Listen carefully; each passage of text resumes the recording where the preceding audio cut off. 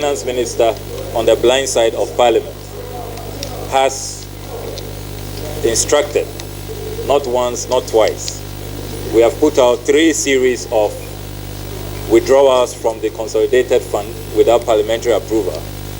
And you know that the 1992 Constitution is very clear. If you do not have an approval, you cannot dip your hands in the Consolidated Fund and withdraw public funds. Now, the latest in this unending saga of a national cathedral which is drowning in a sea of deception, of illegalities, of unconstitutionalities, of corruption, and blatant opacity, is that on the 4th of July, on Monday, we activated an RTI request,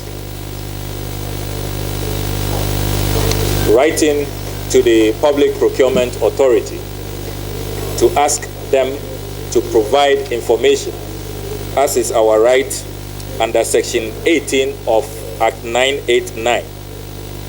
We asked the Public Procurement Authority to provide us with the following information. 1,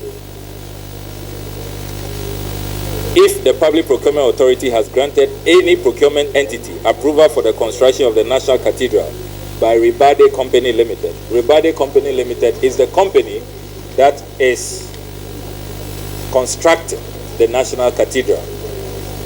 Even though since the 14th of March this year, work has stalled, but they have the contract and they are the contractors.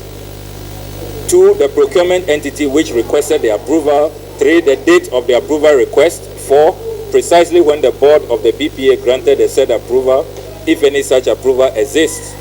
5, the procurement method used. And 6, the value of the contract.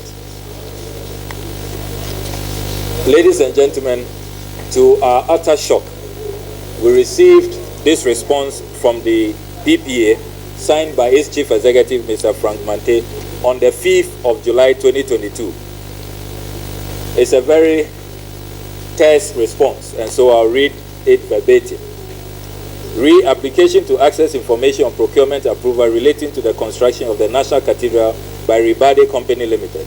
Reference is made to your letter dated 4th July 2022 on the subject above. Please be informed that the Public Procurement Authority holds no information relating to the construction of the National Cathedral by Ribade Company Limited. You may wish to refer your enquiry to the National Cathedral Secretariat.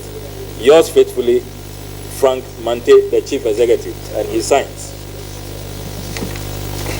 This is another layer in this scandal.